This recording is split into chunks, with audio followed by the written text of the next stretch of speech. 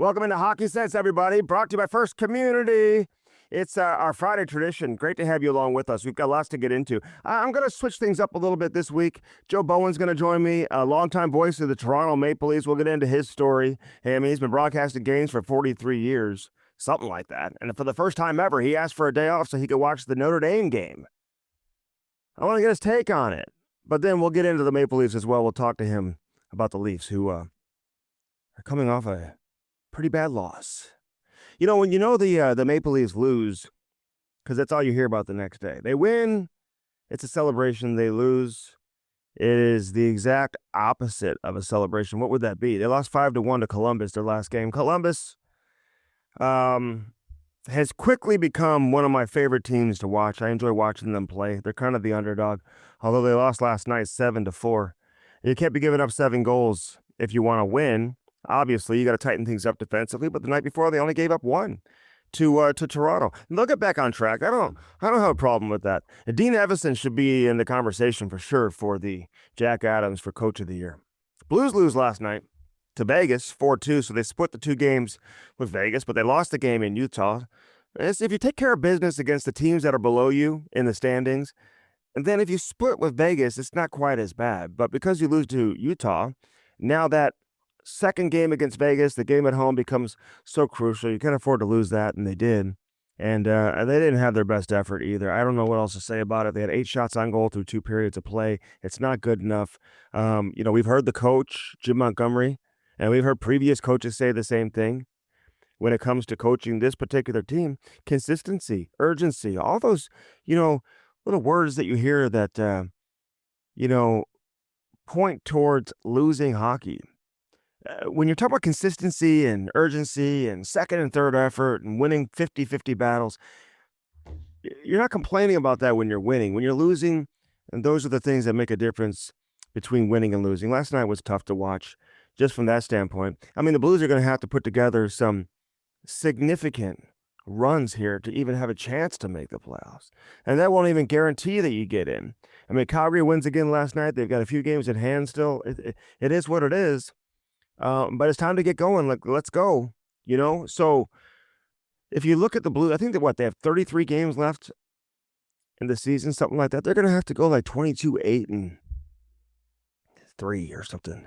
I think they have 33 games left. So, and that is doable. I really believe that it is doable. But you can't be losing to the teams that are below you in the standings, especially when you have, difficult games coming up like they did last night against Vegas, like they do with Dallas coming into town. It is good to see Kyrou continue to score. This guy's had a balanced season.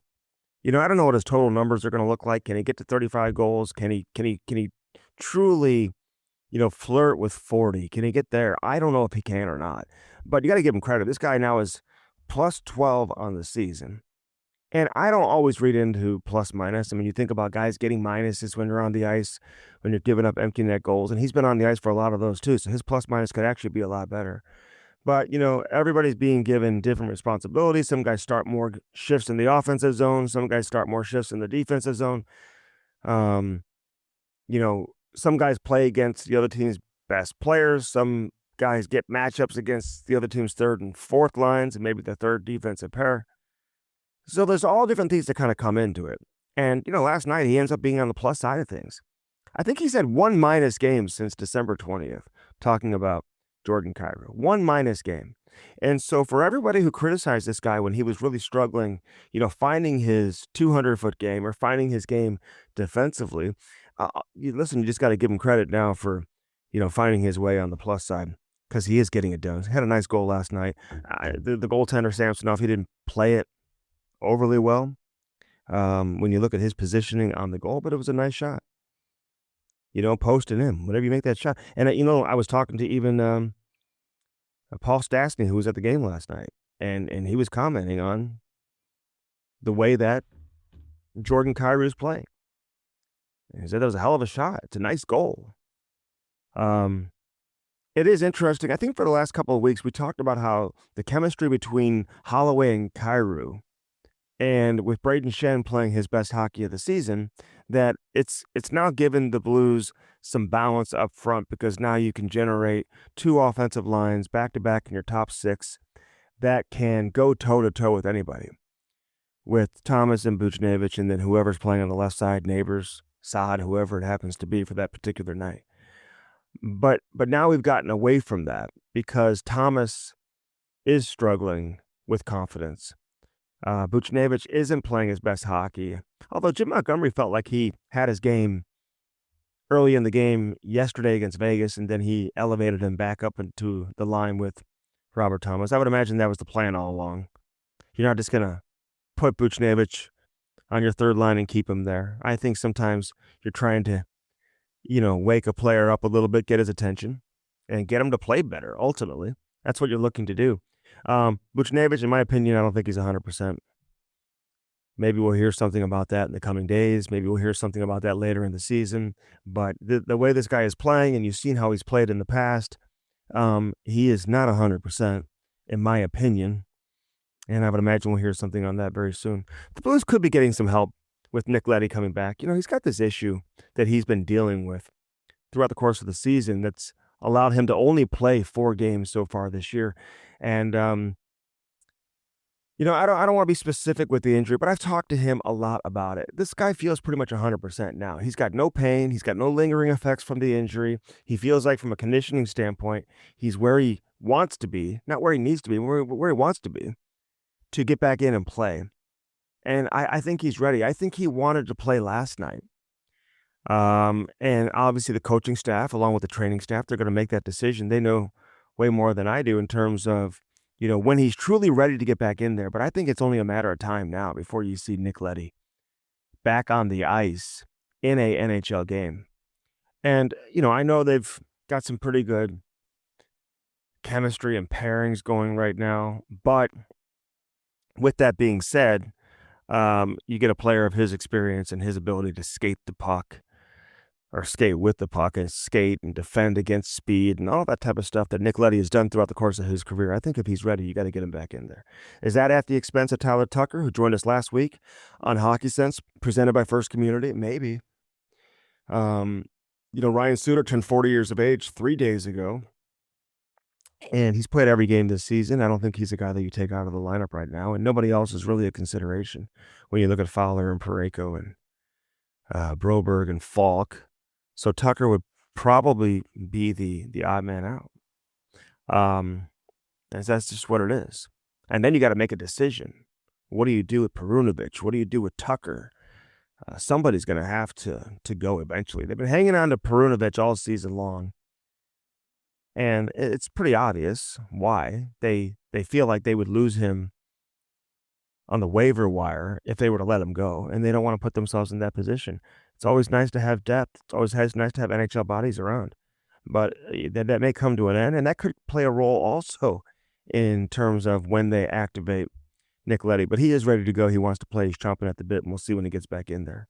Philip Broberg's interesting. He suffered that injury the other day in practice, but we got word pretty quickly thereafter that it wasn't serious and he was going to be okay. He'd skate the next morning, and then they'd make a decision in terms of how he felt and if he passed whatever necessary tests that the training staff wanted to see and whatever, and how he came out of that skate, whether or not he'd play last night. Obviously, everything was fine. He played, and it was good to see him back in there. But I want to get back to seeing the Philip Broberg that we saw early in the year, and it doesn't necessarily have to be point production. I mean, he started the year off red hot. He had points in his first 6 games of the season, and he was playing incredible hockey, and even after that.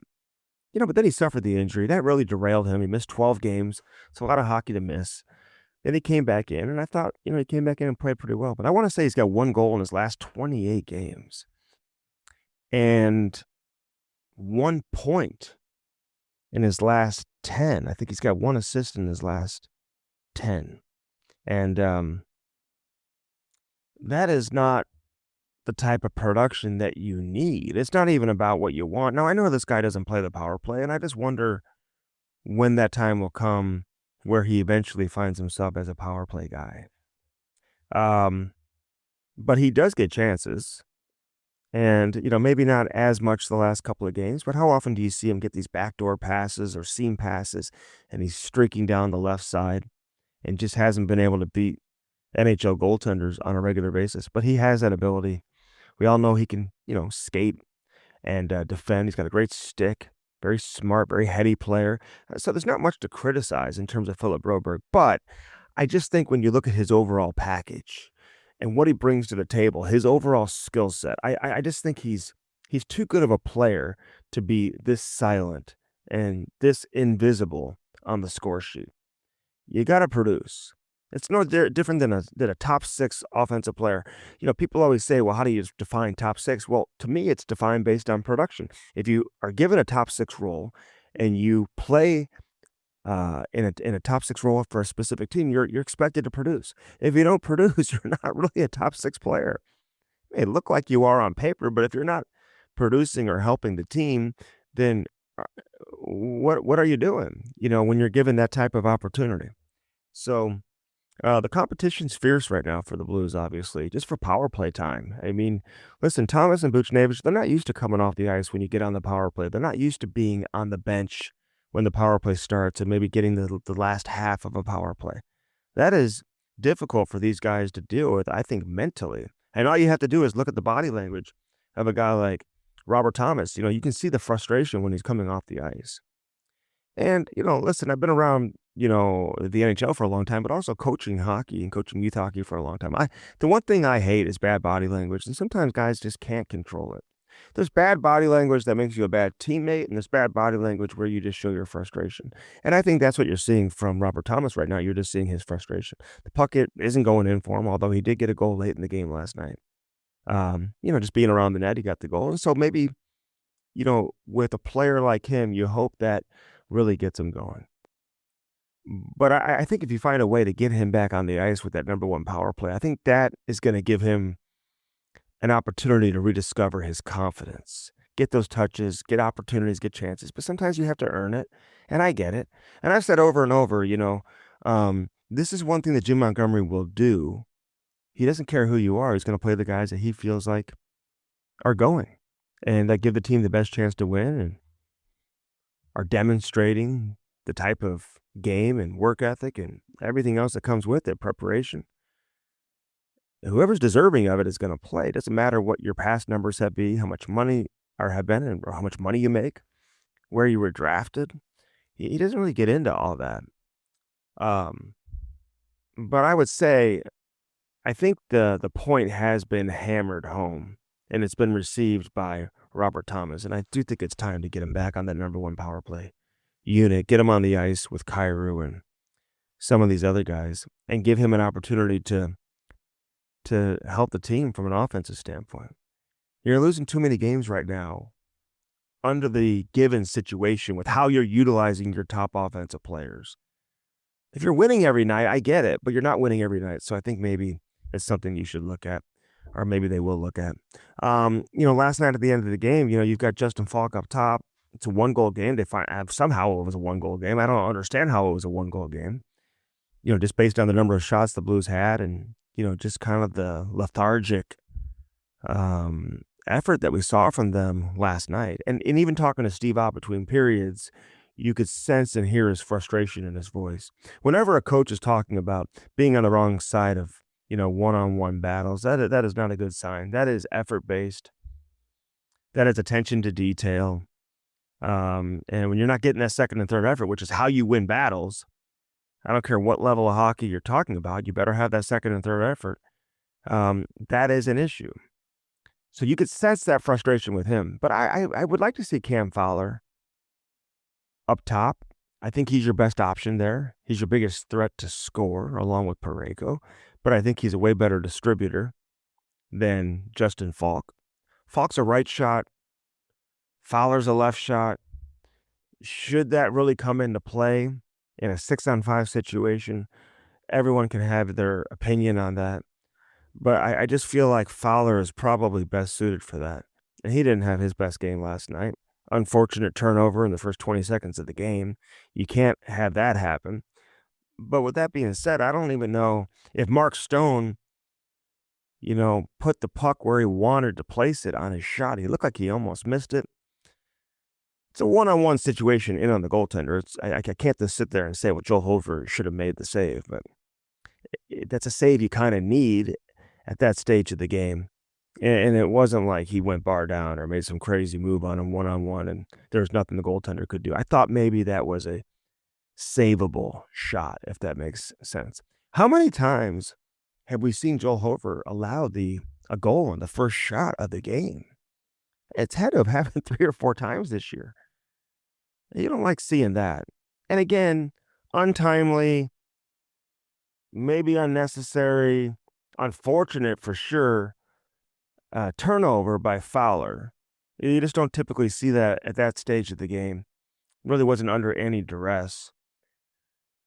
And it's easy for me to say that. But at the same time, you would have liked to see a save there in that particular situation. You get a save there, the whole game changes. And maybe you get some energy in the building. Not a whole lot of energy last night. It was great to have Curtis Joseph there. Tonight, you've had the class of 2025, the St. Louis Blues Hockey Hall of Fame. That's going to be a lot of fun. Whenever Brett Hall comes into town, it's going to be a fun night. I look forward to tonight once again. It was great to interview Curtis Joseph during the game last night.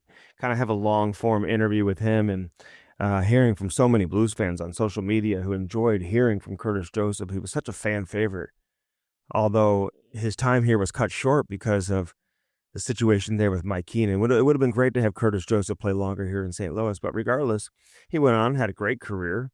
We'll talk to Joe Bowen about his career in Toronto, and that's what Curtis Joseph is doing right now.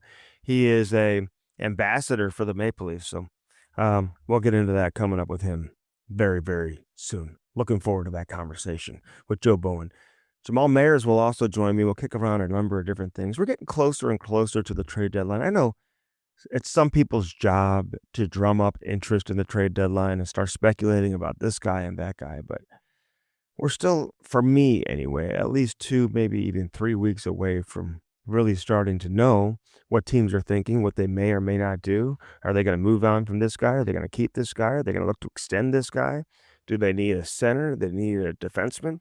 A team who may feel like they've got a chance to do something in the playoffs today may fall completely out of it 2 weeks from now, and it may change their entire complexion in terms of how they look at the trade deadline. So I think we've got a little bit of time before we get into that. But I look forward to the conversation coming up with Jammer and with Joe Bowen. Hey, as always, Hockey Sense is brought to you by First Community. Hey, get your son or daughter signed up for Little Blues. I've been telling you each and every week, it's the best way to introduce the game of hockey to your son or daughter. No better way to do it. They've been doing this now for years, and Little Blues would not be possible without First Community. So not only is First Community your best option in terms of banking, they support hockey like no other. And that's what I love the most about our friends over here at First Community. And here's the deal. It's a reasonable cost. It doesn't cost a ton of money, and you get, I think, 6 or 7 ice times.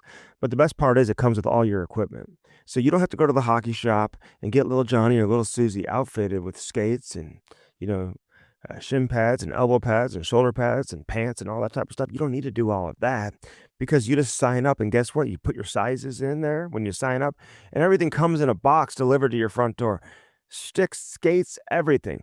Now, remember to go get your skates sharpened. I've had more parents show up to Little Blues, take the stuff out of the box, and they're like, oh, I didn't know I had to get the skates sharpened. Yeah, you do. You got to get the skates sharpened. So again, all the sessions take place at Centene Community Ice Center, and that's the official practice facility of the Blues. And at the end of the program, they even have a graduation, which is cool. Each child gets recognized individually. They get a goodie bag right from First Community. So First Community, keep doing what you're doing. And we love the fact that you support hockey here in St. Louis. There's no doubt about that. Dirt Cheap Fun, your one-stop party shop. Download that app and get all the great deals that they have to offer. They call them deals, but they're so good they call them steals. And that's how good these deals are. So check it out. Don't sleep on the party and paper goods that they have there. It's not just the beer, wine, and booze and all that type of stuff that they have, and the walk-in beer cooler and all the different locations, and the fact that some locations have a drive-through and some locations have curbside assistance. You don't even have to get out of your car. You can do your shopping on the app. It's that simple. Dirt Cheap Fun, baby, your one-stop party shop. Having Valentine's Day parties, birthday parties, anything else, hey, check out the great selection of party supplies, paper goods, all that type of stuff that they have at Dirt Cheap Fun Fun, your one-stop party shop. They got way more in there than you would ever expect. It's absolutely incredible. Four Hands Brewing Company, taking St. Louis hockey to the next level, one craft beer at a time. I love it, man. Every time I turn around, Kevin Lemp and his crew, they're sponsoring something. They're doing something to benefit the city of St. Louis. Hey, check out that Mango Lemonade, the Cam and Strick Podcast Hard Seltzer. Check that out and do it today. It's absolutely incredible. It doesn't taste sweet or too sugary like you have with some of these other seltzers. It's the best seltzer on the market. All these tasting rooms that you have with our friends over here at Four Hands Brewing Company, the one downtown, 1220 South 8th Street. They've got that beautiful new location in Kirkwood. It's incredible. Check that out. And then, of course, the one out there in Chesterfield, you bring the whole family out there. Big screen televisions, huge area, lawn area for the kids to play soccer and different things. It's so much fun. Spring will be here before you know it. I know it's I got my coat on still, man, because it's so cold outside, man. I can't get warm over the course of the last month here in St. Louis. And I know a lot of other people are dealing with it. People in New Orleans, people in Florida, everywhere, they're dealing with the cold weather and the snow. But again, Four Hands Brewing Company, proud sponsor of what we do here on Hockey Sense. David Novak, man. This is my guy right here. Nobody does roofing like Blue Note Roofing. 314-920-5713. Let him come out and give you that free estimate. This guy is absolutely incredible. He's the best when it comes to roofing, gutters, soffit, fascia. Doesn't matter what it is that you're looking for. He is absolutely unbelievable when it comes to giving you the best customer service, giving you that free estimate, letting you know what you do, and more importantly, what you don't need. And if your roof is over 10 years old, check with your insurance company. They may not pay for it. So if you're getting close to that 10-year marker, if they say, hey, once it gets to 10 years, we no longer cover it. Now is the time to call David Novak. Let him come out and look at it and get that roof replaced while the insurance company is still going to pay for it. How important is that? 314-920-5713. David Novak, Blue Note Roofing, baby. All right, Joe Bowen, longtime Maple Leafs announcer. Holy Mackinac! He's next. You're on Hockey Sense, brought to you by First Community. Don't go anywhere. That was just in Toronto, the weekend where the Maple Leafs hosted Philadelphia on that Sunday night game. Went to the game. Give a big shout out to Chief. Hooked me and my family up with tickets, and my son was in town for a hockey tournament, and it was cold. I think it was -8 to -11, depending on where you were at. That's normal. And exactly, I mean, Celsius. We're talking in Canada.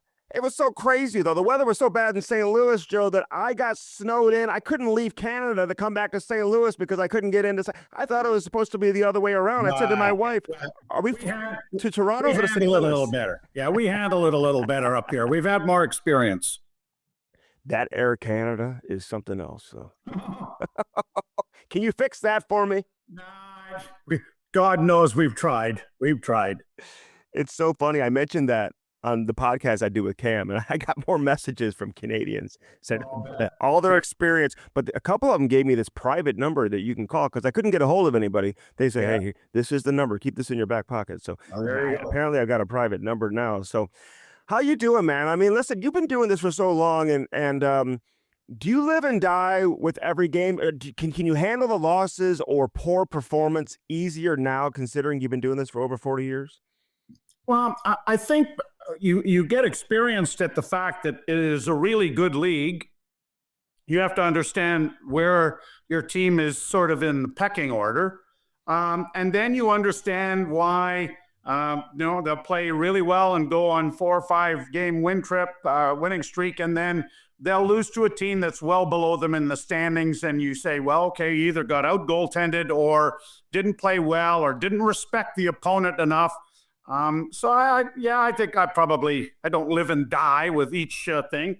Now, when the postseason arrives, of course, that's a bit of a different situation. And this team has gone through a long stretch without hoisting the Stanley Cup. So, and then, the disappointment of having first round exits over the last number of years when this team was one of the elite in the National Hockey League makes it frustrating. But hey, I've got my Notre Dame Fighting Irish t-shirt on.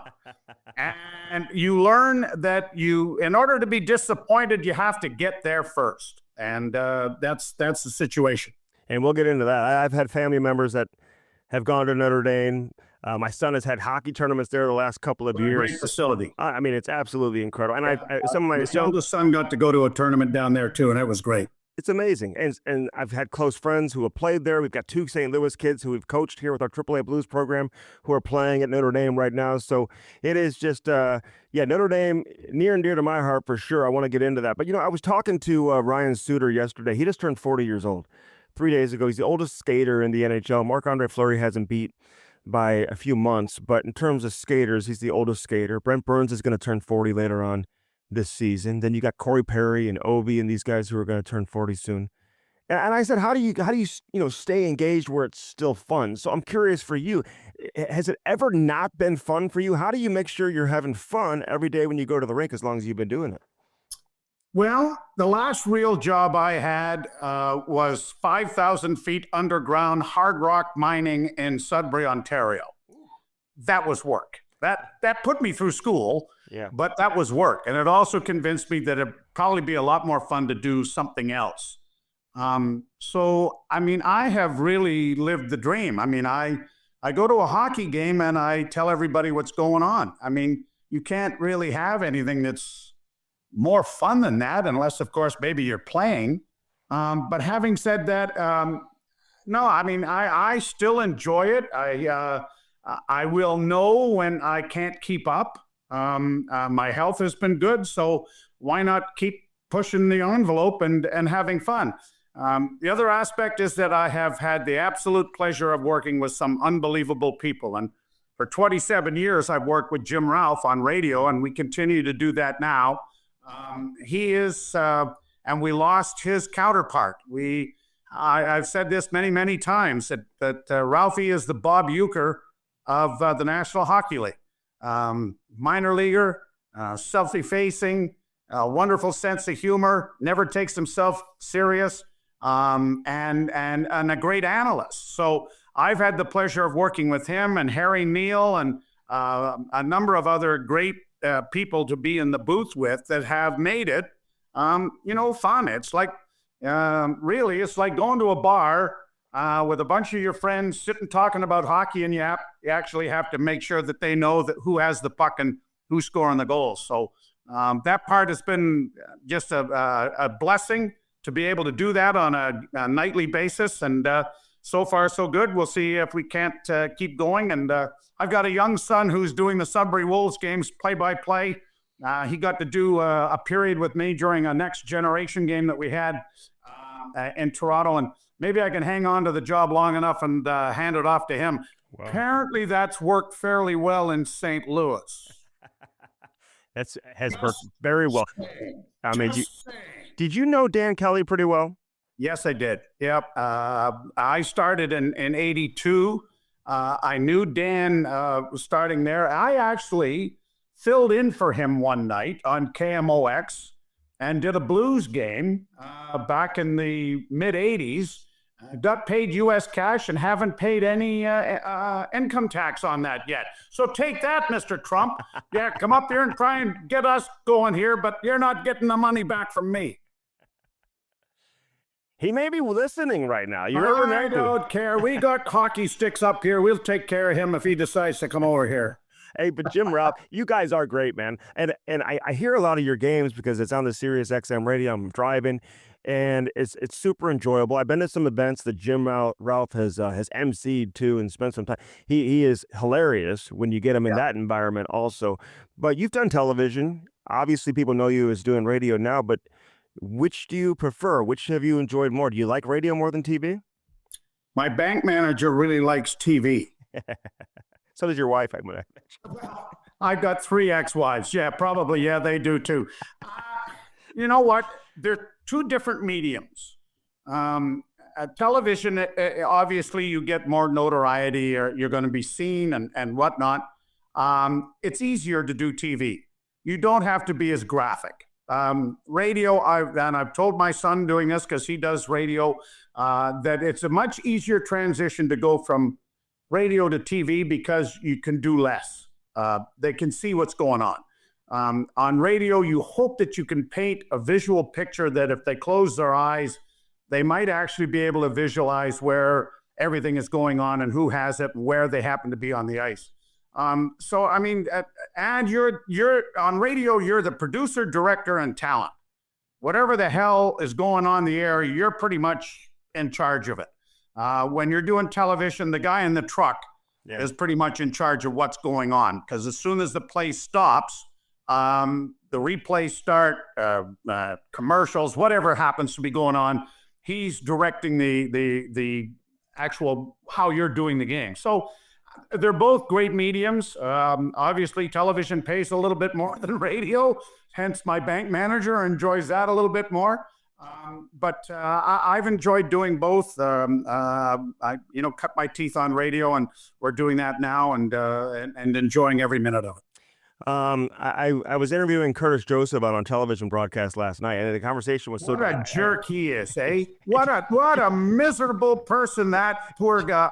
One of my all-time favorites. Just kept talking. Absolute, one of my all-time favorites. I almost gave my producer, it's funny because you said that, I almost gave him a heart attack. I just kept talking over the play-by-play. John Kelly got the period off for the most part for a good chunk there. But, there was so much reminiscing and so much to talk about with Cujo. It was great to see him. And he's still an ambassador with the Leafs, so you see him around. But he's going into the Blues Hall of Fame. That's why he's in town, and he's going to go in there tomorrow night. Oh, well, please give him my absolute best. It was a huge move by Ken Dryden to bring Cujo to Toronto.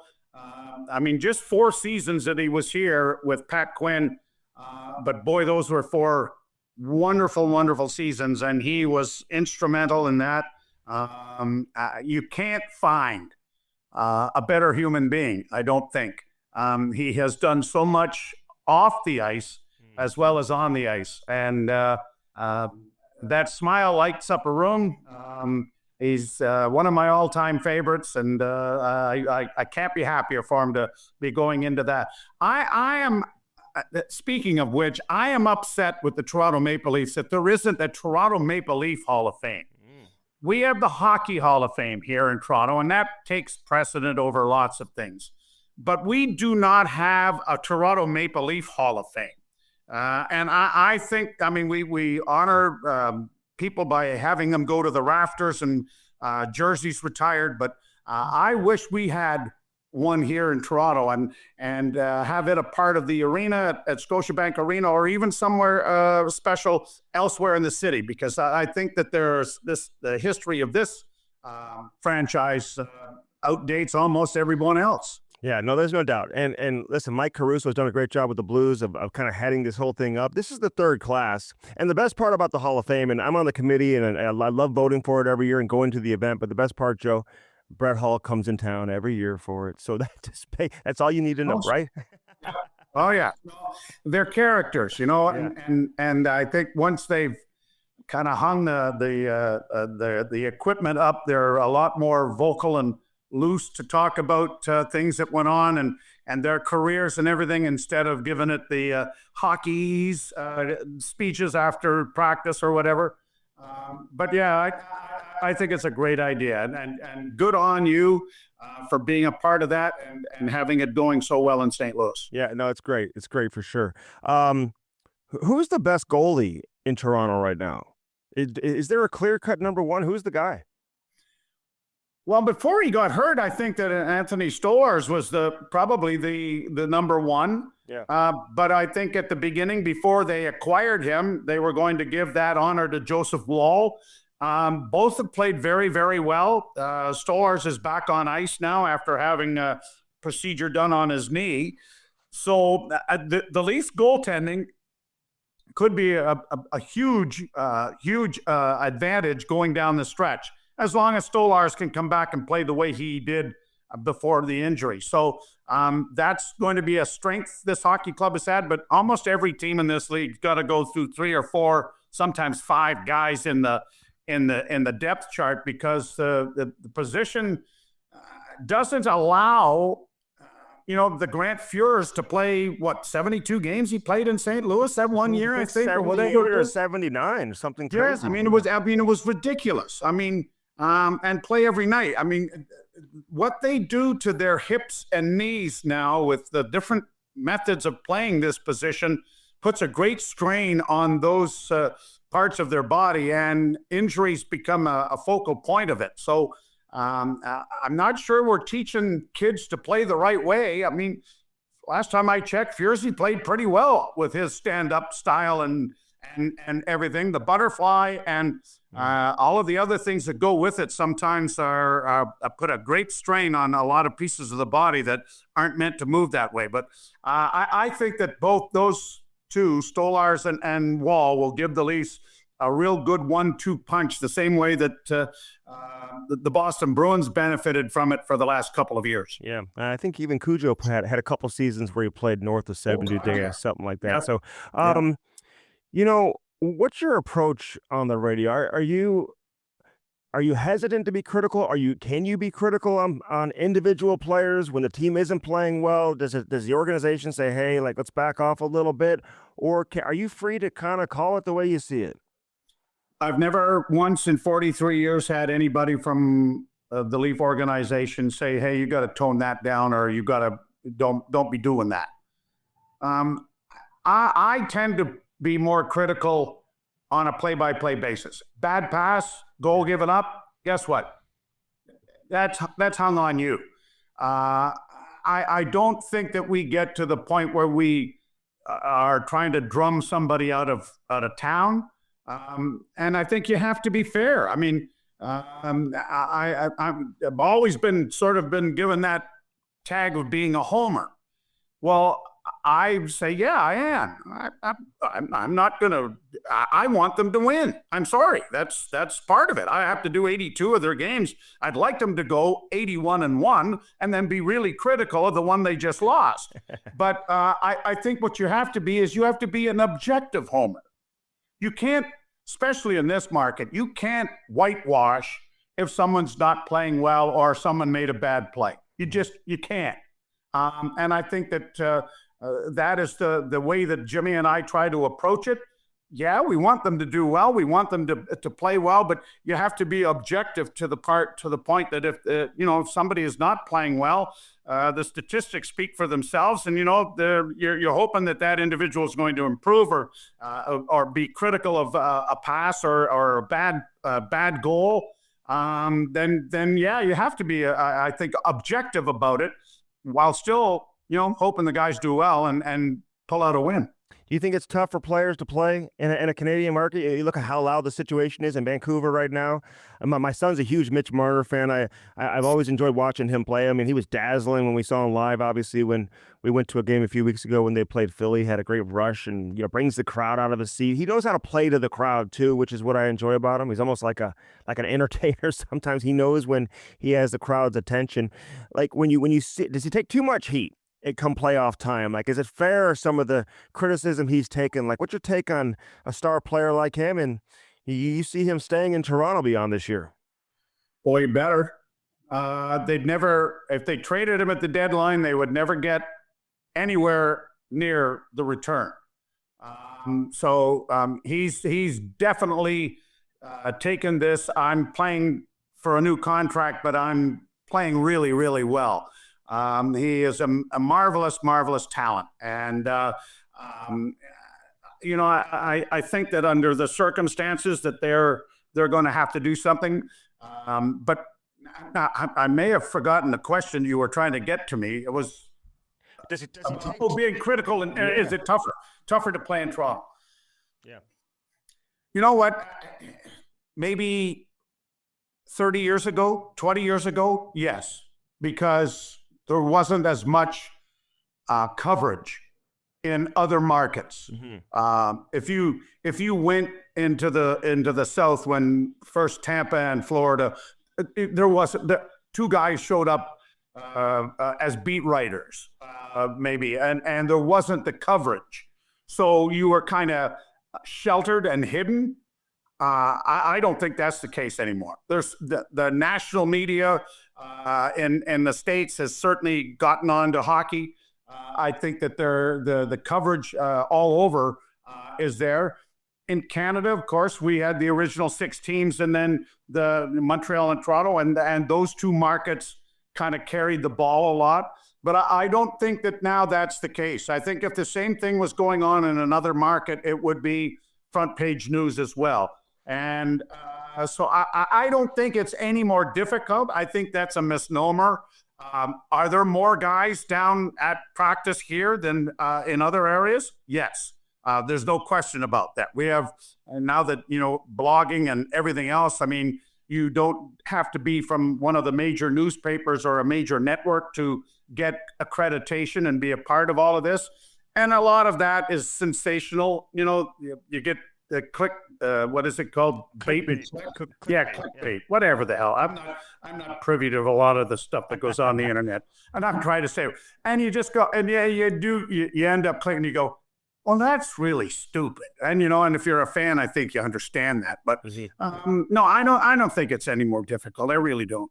All right. Before we move on, and listen, you've covered some great teams, and there's been some great teams in Toronto, and it's been such a long time. It's just hard to believe that they haven't won a cup in as long as it's been. Where's this team? Is this team good enough to do it? I mean, you look at some of the teams you've broadcasted over the years. Where are they? Are they as good as any team you covered, or are there still some significant holes that could prevent them from getting it done this year? I think Brad Treliving, arriving on the scene at the time that he did, and certainly having Craig Berube arrive last year, was instrumental. They had tried to kind of reinvent the wheel a little bit and go with complete skill and try to be more skillful than your opponent. And in the playoffs, a very valuable lesson was taught to Kyle Dubas and Sheldon Keefe, that you can't play one way throughout the course of the season and then try to switch the light switch and change to the heavy game that teams play in the postseason. And so our defense was never very big. It wasn't very physical. We didn't have a physical aspect to the forwards. That has changed. We are a much bigger team. We are a much more physical team. We block shots. Our goaltending has been good, as we talked about earlier. And we still have that skill that's still there. And that's the core, the Tavarises, the Marners, the Matthews, the Nylanders, that have to produce and feel comfortable in the postseason. I really like this team because we have played that way, playoff style hockey right from the get-go. Craig Berube walked in a very, very beneficial time to have all of this skill there and then have all of the other attributes being added thanks to the general manager to be able to go into the room and say, okay, boys, this didn't work. It hasn't worked. This is a really good team that over the course of the regular season puts up magnificent numbers, but it has to change. And maybe 3 or 4 years ago, everybody would have said, no, it doesn't. We can still play this way. But because it hasn't, he had a captivated room understanding, yeah, let's try this. Let's buckle down. Let's play differently. And they have. They've played much differently. Our goals against average, much better. Penalty kill, much better. Offensive numbers, not nearly as big as other times, but then, we've had a lot of injuries, especially with the big guy Matthews being out as much as he has. But this team is playing more playoff style hockey on a regular nightly basis than it has in the last 5 or 6 or 7 or 8 years that these guys have been here, that the core has been together. And so now when it's time to flip the switch, it's not as big a switch. It's not, they can make the adjustment to move into a real playoff mode, and it's not going to take an awful lot of adjusting to do that. Yeah, they're not going to have to reinvent themselves. And Chief has certainly brought that to the table in terms of what he's, obviously.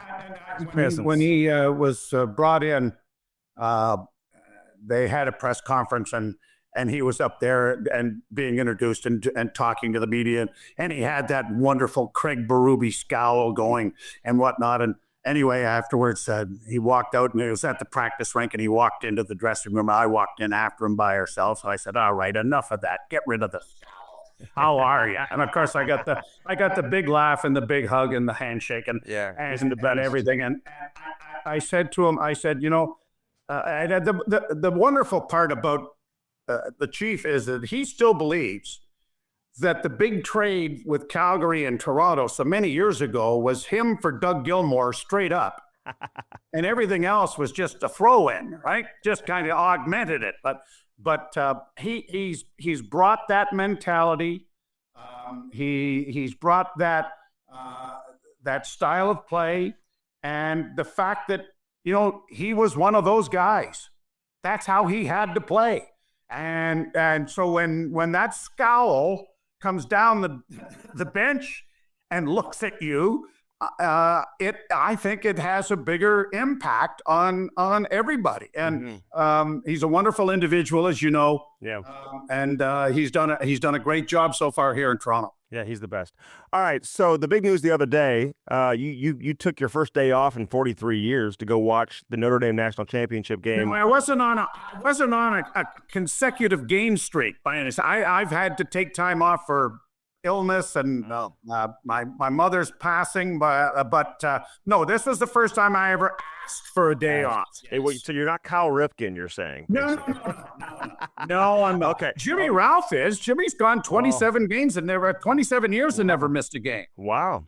Yep. I wonder. We should take a poll of who's gone the longest broadcasters without missing a game. That's amazing. But you did, ask for time off. When did that first cross your mind? Was it when the playoffs started? You said, "Hey, if they get to the final, the championship game, I see the Leafs are playing that night.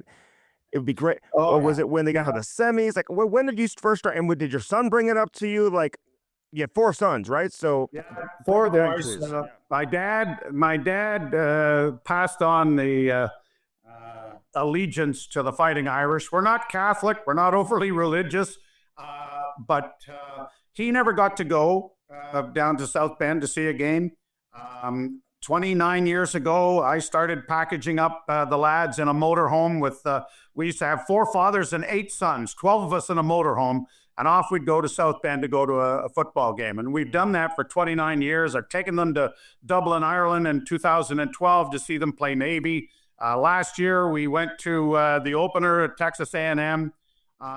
We've become huge fans. We really have. And anybody that has ever gone to South Bend and gone and toured the campus and gone to the grotto, I mean, I don't talk to my dad like that unless I'm at his gravesite, but I'll go to the grotto 6 o'clock in the morning when we're there, and I'll have a nice conversation about my sons and his grandsons and now his great grandchildren. And so it means a lot to us. And I've passed on that to my 4 boys who are enormous Notre Dame fans. And as Lou Holtz would say, get it. What was the line? You said, if you go to Notre Dame, you'll have to understand it. And if you don't get it. And if you don't get it, you'll never get it. And so we have it. We enjoyed it. And so we talked about it. Yeah, what about this? And I said, well, I kind of did it as a lark, wondering if they would allow me to, but our program director with the radio station, one of the radio stations that we're on here at TSN, said, let me work on it. I thought, oh, great, okay. And so when he got back to me, I think he understood sort of the connection that we have and everything. And so they said, well, are you going to go to the game? I said, I wouldn't go unless I could take all of my sons. And that was going to be a large problem. But we all got here hollering and screaming at the TV and enjoying it. And you had to get there to get disappointed. We were disappointed, but we're looking forward to next year already. So you stayed at your house? Yep. What was on the menu? What were you guys eating during the game? We did the barbecue up real well. We tailgated, right? Okay. I mean, we were here probably about 4 o'clock in the afternoon. We got the cocktails roaring and everything else. We were right into it. It was great. We all got into our Notre Dame gear and had a lot of fun with it. I love it.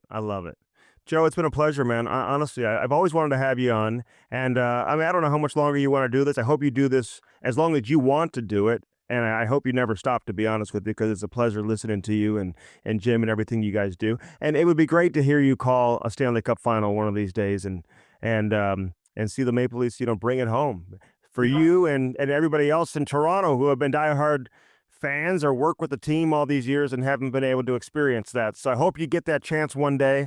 And who knows, maybe this is the year, Joe. But thank you so much for doing this. I appreciate it very much. My pleasure. Say hi to everybody in St. Louis, and please give Curtis Joseph my absolute best. I will, Joe. Thank you so much. You bet. Take care. That's Joe Bowen. Great stuff from him. Appreciate it very much. Brought to you by Lordo's Diamonds. Hey, get that special someone, something special in your life. Valentine's Day is just around the corner. And you're looking to pop the question. Now is the best time of the year to pop the question. Why not have Mike and Jimmy Lordo take care of you? They can certainly do that. Right next to Truffles in the heart of Ladue, 314-432-8008. LordosDiamonds.com. Arco Construction taking St. Louis hockey to the next level. One ice rink at a time. They built that beautiful Centene Community Ice Center where the Blues are practicing later on this morning. They built the two-sheet facility in Chesterfield, the Maryville University ice rink. They built a Shark Tank. They built Putt Shack and Topgolf. They bring the fun to St. Louis as well. Jeff Cook, John Comlos, everybody there with Arco Construction brings you hockey sense each and every week here on, well, actually live from the Half Coast Studios. All right, let's step aside. Jamal Mayers. I hate leaving him, man. I hope he's not mad at me. I got to go get him out of the green room, bring him in. Great hockey talk coming your way with Jammer next.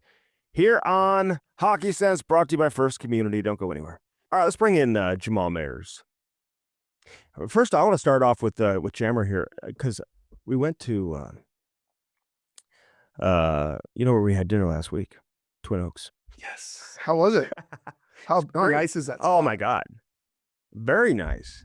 I didn't know what to anticipate when we went there because I just hadn't been to it yet. Sending Chris Saraceno a text, I'm like, hey, you guys do it right over here. It was great, man. Exactly. Yeah, so Bartolino's, right? Yeah, they've stepped up. I mean, amazing decor, ambiance. Yeah. Space is really cool and unique. We were in a private room. Yeah, it's perfect. It was beautiful. So we had a great time there. Was it Grandma's birthday celebration? Yeah, my mother-in-law's birthday. Yeah. Nice. Yeah, 75. Big shout out to Jolinda. That's awesome. I'm surprised I'm good for you. You were invited. I know. That's always a good sign. Late ad or what? Yeah. This always the date. But the food was fantastic. Great experience, great customer service. Wait staff was great. The manager was great. They got TVs there too. So we kept checking on the Buffalo Bills game too, see what the score was. So great spot. Get to all the Bartolinos, right? All the locations, including the newest one in Twin Oaks. It's unbelievable food, great atmosphere, great people. Mm-hmm. Family owned, they do it right. Yeah, no doubt. Blues lose last night to Vegas. It's kind of like on again, off again. That's been the Blues season all season long. And there are stretches where you feel like they've got it together and they're playing really good hockey, but the record is what it is, and all you have to do is go through the schedule and say, okay, yeah, it feels like they're playing much better, but they can't put a winning streak together of more than 2 games. They haven't won 3 games in a row all year. That is not a good sign. And I think I said it on the last time we were on that they're going to have to go on a streak of 3 streaks or more, probably 3 of 5 wins in a row to get to where they have to get get into the playoffs. A team like Vegas have been struggling of late, but they defend. Mm-hmm. And they are a team that sacrifices. You just look at the numbers and they're really telling. The Blues had 22 shots blocked. The Blues blocked 6. So 22-6. Mm-hmm. They make you pay for the interior of the ice, and those second chance opportunities are hard to come by. And it's interesting because as you approach the break, teams have to make the determination of where are we going, what are we right now. And I'm really interested to see what direction the Blues go in because you know how this is. And when you're in that middle ground mm-hmm. between 17 and 22, meaning you're not in the playoffs mm-hmm. and you're kind of close, mm-hmm. you're actually further away than you think. The teams that are like, I would argue that are 28, 29, 30, 31, 32, may be closer Mm-hmm. to becoming better, because unless you're the Red Wings of the 90s, you have to develop your roster through the draft. And the only way to do that is to have poor seasons. New Jersey, Pittsburgh, all the teams you can think of that have had success and won cups had those years where they were bad. Detroit too. Right? Detroit, yeah. Chicago. Yes. And so LA. I mean, there's been a lot of teams. And so you wonder, like, okay, I get it, right? It's a business. You want to the money in the playoffs is no joke. That's real money. I'm not even sure what that number is per game for a home game, but it's a lot of money, and it's cash. And so you wonder where that balance is, and what between what Army's trying to accomplish and his vision, because he's got to look 5 years out. Yeah. What Steiner's vision is and what he wants this to be, and how much say he has come in the next month or two is going to be important. I'm interested to know that. And then you've got a coach that is ready to win now. Yeah. It's interesting. It's a lot of moving parts. I agree with what you're saying about 28, 29, 30. You may be closer than the teams that are just outside the playoff picture now. But the Blues are interesting because they're just outside the playoff picture, but they built up assets and prospects that you would typically find with teams that are at the bottom of the barrel, that are drafting high, right? Because of all the trades they've made, getting first-round picks. Now, they haven't had the top 5 picks. They got the Dvorsky kid at 10, and most of the other picks have been, in that 20 range or north of 20. But they think they've got some good players that they've got later in the draft that were stars of the World Juniors and whatever. And, we'll see what a guy like Jakob Stansel looks like once he turns pro. He's having a great year in the Western League.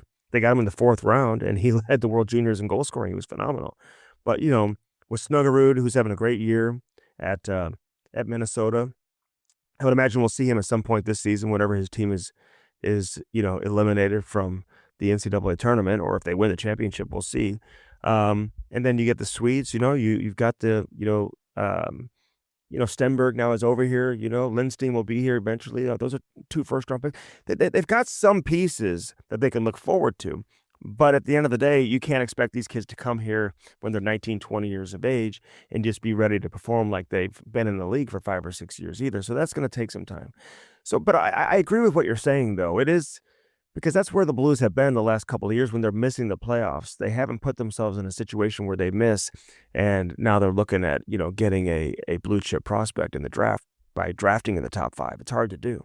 Like Colorado did all those years where they're getting 1st and 2nd overall picks. That's the challenge. The challenge is rebuilding on the fly, which it appears that they're doing. But all those players that you mentioned, to me, are 3-4 years away from being what you want them to be.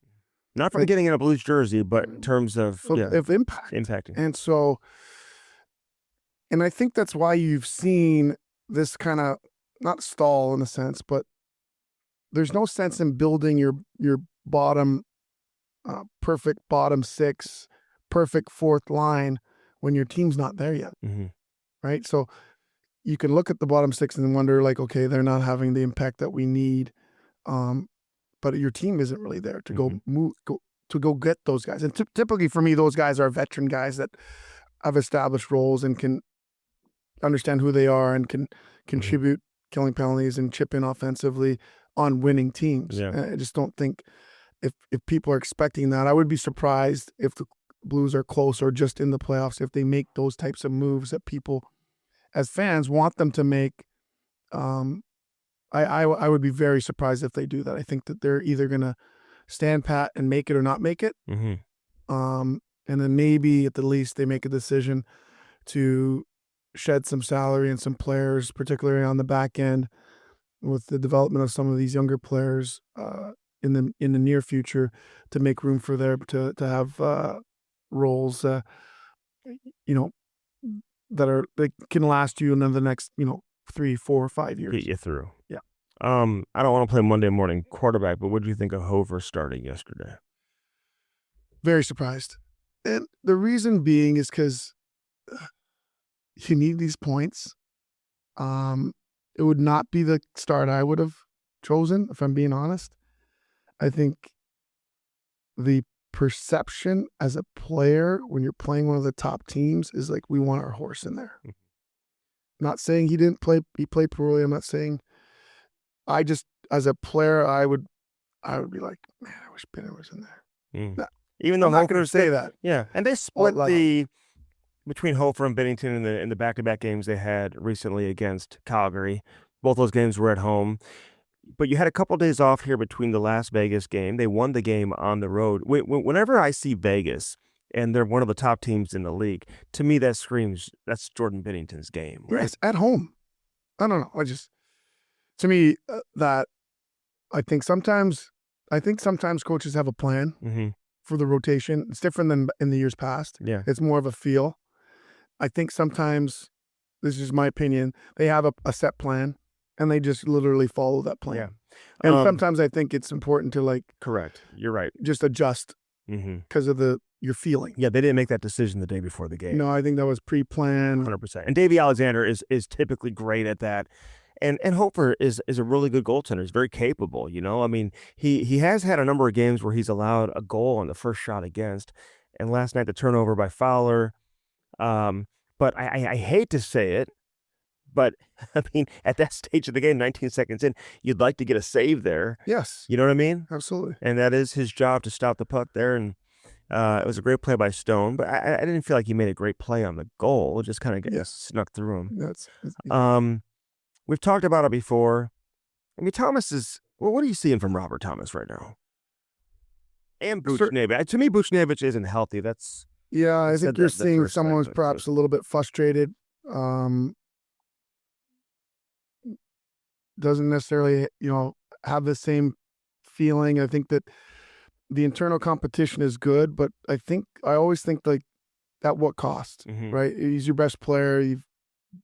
You're not going to have team success without him having success. So I see frustration. I think that maybe it could stem from the change in the power play, and that bleeds into your 5-on-5 chemistry-wise with line mates.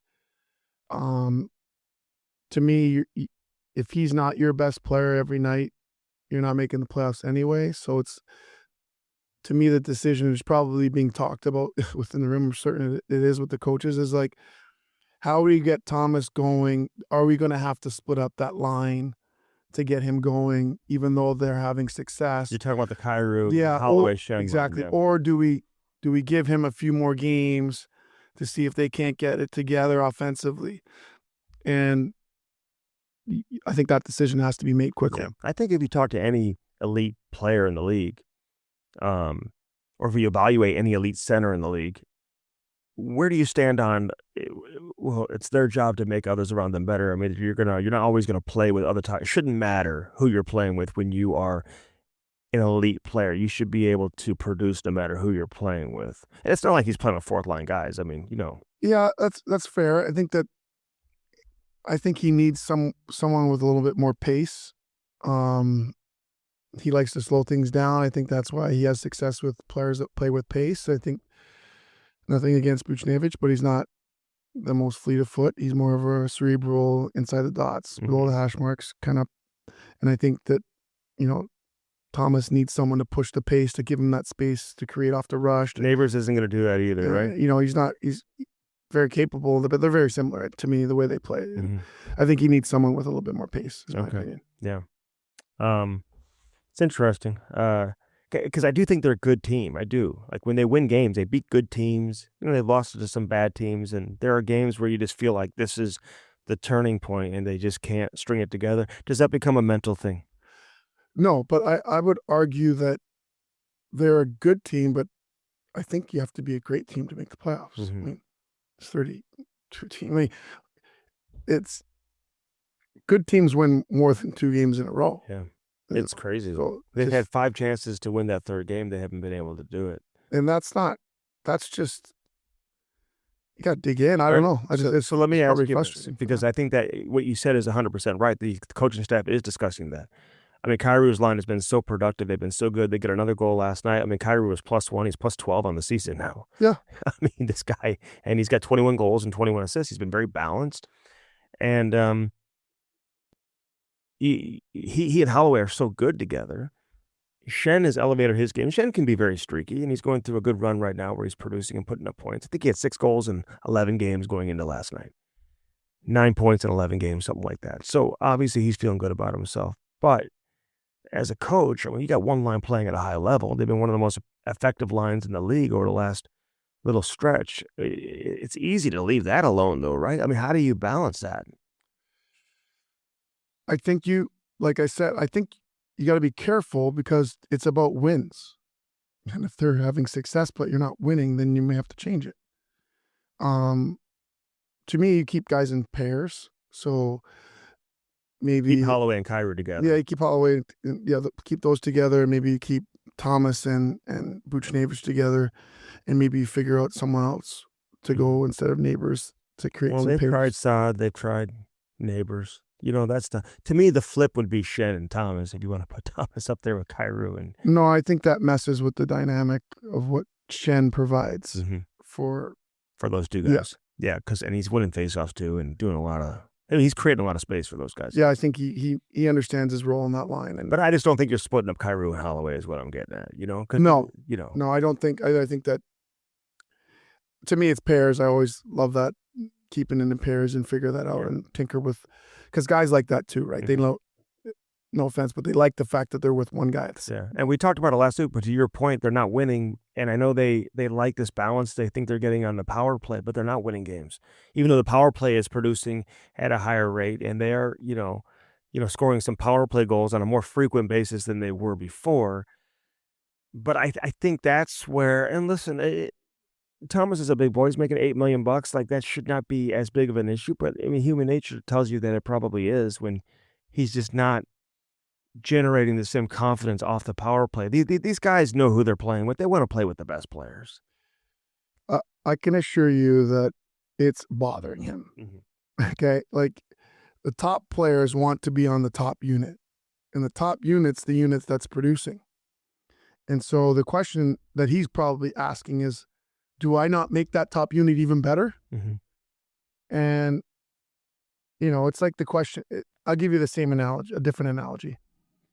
When the team is on a roll and wins 3 or 4 games in a row, but a really good player is now becoming healthy, do you put him in the lineup, or do you not disrupt that because you want to keep the same continuity? No, the answer is you put the better player in the lineup because that's the better player. Yeah. It's the same thought process for me.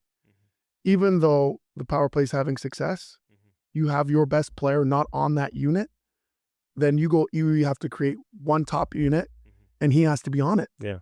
I talked about that in the first segment because I think Nick Leddy is, he feels like he's ready to go. Like, he felt like he was ready to go going into last night's game. Obviously, they made the decision, so they know more. They've got more information in terms of where he's at health-wise and whatnot. So they may say he's not ready. He may tell me he's ready in the other. That's classic player team dynamic where the player thinks he's ready. So I'm not second-guessing the team on that one. No, it's just what he's saying, and it's calculating. He's a veteran guy. He's letting everyone know, I'm ready to go. They've probably already communicated to him, you're not playing till this date. But he wants them to know he's ready to go. And maybe tomorrow night's the night he gets back in there. Yeah, and that's part of it. Yeah, I wouldn't read too much into it. So, the deadline, I don't start thinking about the deadline for another 2-3 weeks because I like you said, you get into that Four Nations break, you'll have an idea then. But for the Blues, you look at where they're at in the standings. I mean, they could still go on a run. Is there anything that would give you confidence to believe that they can do that? No, they haven't done it all year. They keep teasing you with winning a game, winning a second game, and then they don't win a third game. Yeah. Like, they've got to find a way to put some games together. And I think that the tough part about having a break within the season like this, like you're having this year and similar to Olympic years, is that the way you go into the break isn't necessarily the way you're coming out of the break. So it becomes even more important for you to go into the break playing well. At least you then have the feeling that you're playing well coming out of the break. Yeah, it's important. It's just, I'm telling you, it messes with your mind. The urgency, the feeling that you have on that break, it changes the entire dynamic as a group. I think psychologically it's so important to go into the break on a roll. And I think that psychologically it's important that Binnington plays well in the Four Nations too. Yes. I mean, he's under the microscope. The goaltending position's under the microscope. Canada's under the microscope after the World Junior performance. and people are saying goaltending is their weakness. I mean, it would be huge for him to go in there and play unbelievable and come back with a ton of confidence. And the opposite of that could be detrimental too for his psyche. Yeah, I'm not worried about him. No, I know. yeah. I'm not saying. I'm just saying, just in general. I mean, Yeah, I think that it's probably overstated to suggest that U.S. has better goaltenders overall. Yeah, that's fine. I put a premium on champions. mhm. I put a premium on goalies who win. Yeah. Um, They don't know. People don't I really watch. might be crazy because people in hockey might disagree with me. It always bothers me that Lundqvist is revered so much, and I know he won Olympic gold. And then you've got Corey Crawford over here who won 2 Stanley Cups, Mhm. and I'm like, I'll take the winner. Would you? Yeah, I'll take the winner. And so And Lundqvist did go to a final. okay, didn't win. Yeah. I put a huge premium for goalies when they finish the job Yeah. and they win. So in their prime, you take Jonathan Quick over Lundqvist. Yes. Yeah. Winners. Nothing wrong with that. I'm not suggesting he's not a fantastic goaltender. And people forget they've been very critical of Connor Hellebuck with his playoff performances, and now all of a sudden he's the guy. That's my point. And entering the tournament. That's like, my well, point. let's see him do that. Winners won the cup pressure's and on. took his team and Yeah. won the Stanley I do Cup. feel like this tournament, like USA is going to come out like their hair's on fire. They're just going to play so hard and so crazy. Like they want that young group. They're going to play so hard. I've talked to some of the Canadian guys. They don't seem all that into it. You know what I mean? I'm not saying that they won't be. I haven't talked to McDavid and I haven't talked to Nathan McKinnon and McCarr and those guys, but there's a few others. Like I just don't know where they don't know what they're playing for. They don't know if it's a trophy, is it a medal? They don't know. Like it's kind of like, okay, Russia's not in it, the Czech Republic's not in it, so it's just not providing the same type of motivation that maybe an Olympic tournament would. And you've been around a long time enough to know that Saturday night in Montreal, Canada versus USA, It's going to be both teams will be ready. It will be unbelievable atmosphere, and they will be playing with like their hair is on fire, and it'll be amazing. Especially when you get to the championship round. Yeah, it's going to be unbelievable. Okay. It's going to be. Maybe Finland and Sweden will end up going to the final game. That would be disastrous. We all want Canada, USA. Oh, yeah. Everybody wants that. And you know what? I'm excited for USA hockey to think about. What's interesting to me is, no disrespect to Sean Podine and Joel Otto and guys like that, but the last time, anytime, it was always tough for US to fill out that fourth line. Mm-hmm. Now you look at the roster and you look at who they left off with. I know. You're like, wow. Clayton Keller left off. Tage Townsend left off. Yeah. And Cole Caulfield, right? Yeah, Cole Caulfield left. There's so many like amazing players. Mm-hmm. You couldn't say that 25 years ago. No. Right? So it's an exciting time for, like you mentioned, what's happened with the juniors and the U.S. winning back-to-back and Canada's in flux and what's going on there. And, Canada's going to want to show that they're still at the top.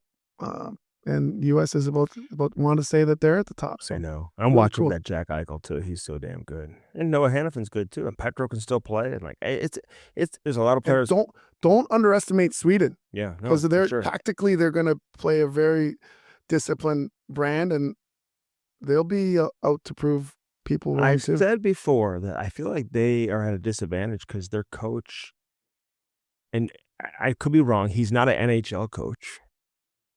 And he doesn't coach in the NHL, so maybe he may feel like he knows the players. I mean, I just feel like there's an opportunity for other countries, John Cooper, Mike Sullivan. These guys can outcoach this guy. Just knowing the players and knowing how to coach that NHL style of hockey that you're going to see. Well, I do think it becomes more important in the NHL versus the tournament style, and the reason why I say that is that I always find it takes coaches a once through to coach against other coaches. Yeah. Where they're like, he got me there. And they're like, I shouldn't have let that happen. And then they start to understand what the other coaches, their tendencies and what they like to do.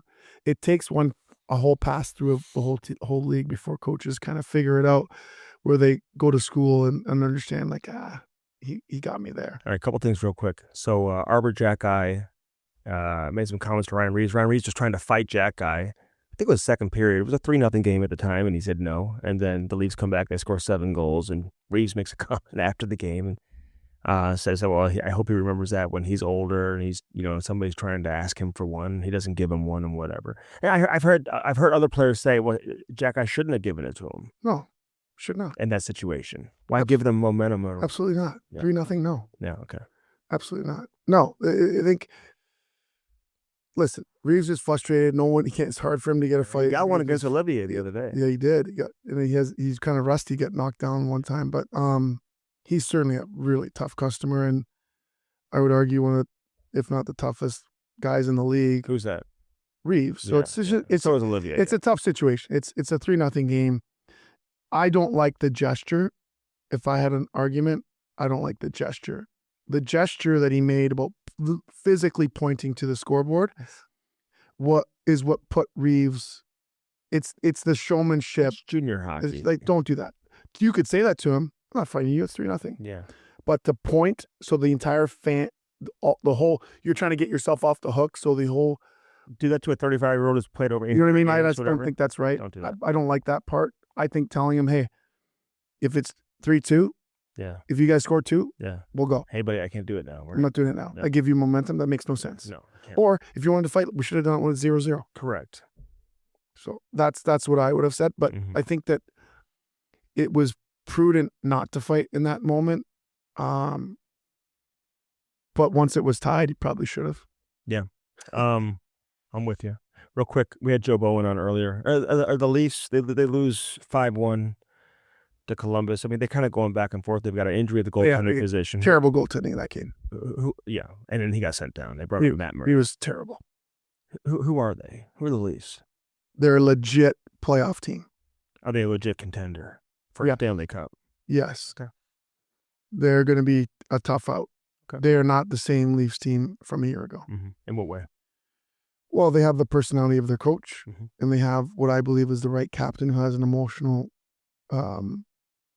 investment. Not saying that Tavares doesn't, but I think that I like when our captain has some bite, and it has nothing to do with fight. You look at a guy with passion like Al McInnes, Pronger, Joe Thornton. There's a bite to them. There's a bite to Matthews. I think he's developed. Ginla. That he doesn't. I don't know if Tavares necessarily has. He's an unbelievable player, Hall of Famer, certainly, but not. I just like that. Yeah, it's a different team with a different leader who plays the right way, and they get capable goaltending. They're comfortable now playing those low event games. Yeah, no question. All right. Dobbs Tire and Auto Centers, Jamal. Yeah, unbelievable. The way that they treat their customers is just remarkable. It's family-owned business. They have 43 locations, and Dobbs is offering winter tire deals on best tire brands, including $275 savings on Goodyear tires, plus other money-saving deals on sets of Cooper, Continental, BF Goodrich tires. No matter what you drive, a car, light truck, van, SUV, EV, hybrid, Dobbs' team of experienced tire technicians and ASE certified associates service them all. Go to Dobbs.com for more. Yeah, and we talked about Bartolino's, obviously. We did. Yeah, so check it out. How many locations? 5 now. Wow. Unbelievable. Family owned, been in business for over 50 years. Like I always say, 2 places to dine. All right. Home or Bartolino's. Yeah, there's no doubt about that. And check out that Twin Oaks location, too. First Community brings us Hockey Sense each and every week. Hey, listen, they are the #1 auto lender, in case you didn't know. They do everything, including the auto lending. So check this out. First Community, #1 lender for new and used autos, according to Experian Auto Count. I mean, that's all you need to know. Not just in Missouri, but in Illinois as well. Plus in other counties of eligibility, too, as well. Great rates, convenient loan application. You can apply right on your phone. It's very easy. First Community, your auto loan rate is the same whether you're buying new or used. Not many can say that either. Sometimes you get a better loan when it's a new car versus a used car. This way, it doesn't even change. It doesn't matter. So if you're in the market for a car, tell your dealer, do the loan with First Community. Blue Note Roofing, David Novak. How's your roof, by the way? It's like 4 years old. It's good. Just making sure. We're good. Just making sure. Making sure. When you need one, you call David Novak. Absolutely. 314-920-5713. Call David Novak today. Roofing, gutters, soffit, fascia, everything. So check that out. David, look for the yellow car with the blue notes. Can't miss it. Big yellow truck, blue notes. David Novak, the best in the business. He'll talk pucks with you as well. All right, we thank Aiden and everybody here at Half Coast Studios for helping us get on and off with off the air here with Hockey Sense. We appreciate it. Every Friday, it's our Friday tradition. We continue talking pucks here on Hockey Sense. Have a great weekend, everybody.